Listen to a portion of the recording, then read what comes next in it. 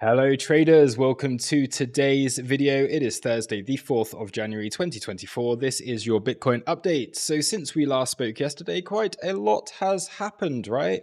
When I did the yesterday's video update, we were just chilling up here above 45k. We'd had that back test of the daily open. That was a long position that we were looking to take above 46 to come up and hit that yearly level, and just to get one more move higher, create some divergence before getting a bigger correction. We were anticipating a big move down that kind of serves this as a larger range with the deviation above, and then getting a corrective move. We were open to this going up as high as 48k potentially, but yes, unfortunately, after getting that bounce yesterday off of the daily open, price did get stopped at what was the golden pocket from this move. And when you do look at the market structure here, with price making like low, high, high, low, high, low, high, low, high, breaking down somewhat, it was just by a wick. You hit into those single prints. But yeah, coming back into that golden pocket, making that a lower high, and then obviously getting a massive crash after that. So somewhat unexpected, but these unexpected moves where you do get front run are often the ones that do create the bigger, the higher volume price action, because a lot of people are sidelined, maybe not waiting for it, maybe haven't taken their profits at that stage. And yeah, the result was pretty catastrophic if you were in long positions, or indeed trying to catch this on the way down. So for myself right now, it is a situation I'm flat overall, waiting for a little bit more.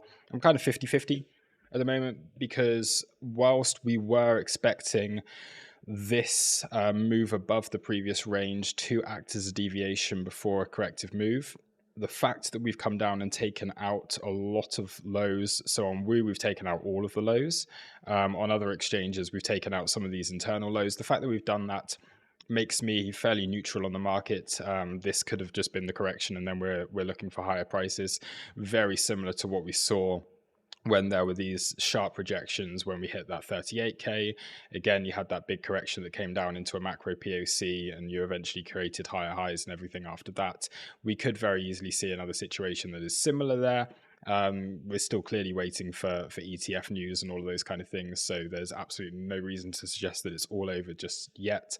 And from what we've seen from altcoins, it's yeah, there's been some big rebounds already. The likes of Arbitrum, Root, tokens that I hold, which have been saving the portfolio somewhat, making new highs after the dip yesterday, which is pretty good to see. So certainly no reason to be like bearish, but just neutral, at least on the Bitcoin chart for now. We're back into a situation where we're within this low volume area. And this is the thing, as soon as you lost, or as soon as the like price traded through that point of control, lost that 44k, it was a very easy run of liquidations, a run of stop losses below, very quickly through this low volume area. And now once again, we're just consolidating within here. After these big moves down that we have, it is generally a bit of a wasteland for a while. Bulls licking their wounds, bears probably just, I don't know, because it really wasn't a case that a lot of people were short up here. So yeah, a little bit of just chill. The price action from a scalping perspective is often quite nice after these big moves down. They provide some pretty straightforward trades to be looking at. There's been a couple of those already. So for example, yesterday, if I actually bring up the Woo, the Exo charts chart here, so I did the live stream yesterday, and we were looking at this 43,600 level to act as major resistance.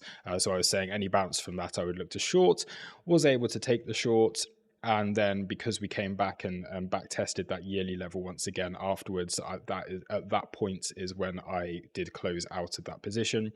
Okay, so we had the move up that hit that 43,600, closed it back at the yearly level, and then just it's just been trading within value here. So if we look at, for example, our previous day value area and the previous day highs and lows, these are things that we can realistically be looking at to take some trades from today. So we had the daily open.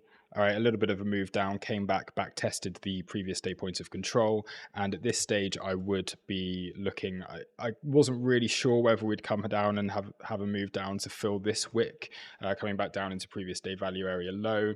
Not necessarily expecting this like crazy wick from yesterday to get filled, but I was open to the idea of coming down, back down to that like 41,200 area. However, at this stage, I think coming up to previous day value area high, taking out some of these session highs here, and possibly coming back into the single prints that were formed from the move down is what I would be looking at right now. So yeah, a couple of little setups. This, if you do want to be trading, and this was the kind of the main idea anyway, was that we would have this deviation and then we'd be looking for expansion down potentially as low as this. But that idea is kind of, unless you're, well, okay, if we come back up to that 45k area again, then yes, certainly we can look for short positions lower. But there is a long trade that you can take here with this just being a back test so far. There's been no high time frame closes below that yearly open. So this is where we open this year. We have a move up, we have a move down. We're testing both sides. We've put in a wick to the downside. We've now got a wick to the upside. So we've already got a pretty like wide range to be working with so far this year.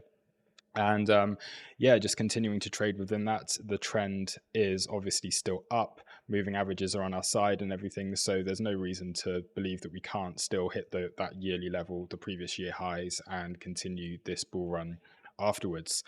If we do look at our main moving averages over here, we turn them on, we can see this was a back test of the 50 EMA. Okay, which is pretty reasonable. If we go on to the 4 hour, then that 200 was holding it really nicely, which is where it was holding before we had this move up. So the moving average is still acting as support. Where we are at the moment with this 50 EMA causing a little bit of resistance, we can see how often the way that it acts, like for example support down here, keeps holding price down until you finally break through it. I would say that looking at consolidation between this 43,600 to this 42,200 is looking like the most likely kind of play right now. So yeah, certainly looking to short SFPs of local highs, then looking at retrace areas in which to go long, and looking at altcoins and legacy markets as well.